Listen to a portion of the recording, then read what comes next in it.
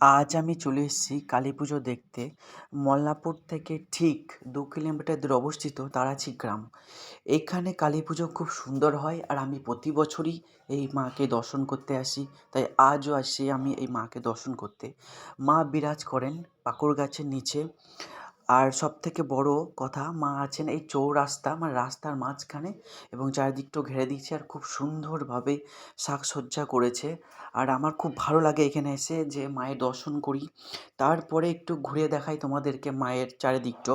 চলো আমার সাথে সাথে। তো এই যে তোমরা দেখতে পাচ্ছ সেই যে রাস্তা, পাকা রাস্তা, এই পাকা রাস্তার মাঝখানে মা বিরাজ করছেন। তো আমি যেখানে গিয়ে দাঁড়াচ্ছি সেইটার পিছনে, ঠিক পিছনে গিয়ে মায়ের ভোগ খাওয়ানো হয়। এখানে আমার খুব ভালো লাগে আসি।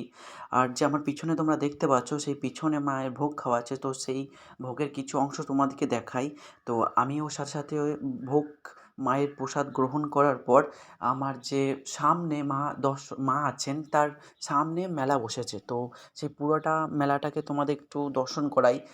তো দেখো তোমরা সেই মেলাটাকে আমি দর্শন করার পর আমি একটু মেলার মধ্যে ঘোরাঘুরি করলাম এদিক ওদিক।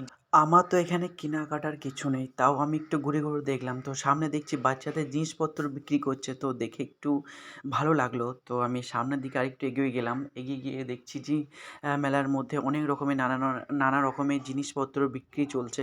তো ভালো লাগলো দেখে, মেলাটা ঘুরলাম। তো সব কিছু ঘোরাঘুরি করার পর এবার বাড়ির পথে রওনা দেবো। তাছাড়া একটা সবথেকে বড় ব্যাপার এখানকার, মা কালীকে রাতে যখন বিসর্জন করে তখন চারিদিকটা অন্ধকার করে দেয়। কারণ কোনো লাইট বা কোনো কিছু এখানে জ্বালা যাবে না। যেখানকার যা প্রথা সেটা তো নিয়ম পালন করতে হবে। এই ছিল ছোট্ট একটা মিনি ব্লগ। চলো তোমাদের কেমন লাগলো?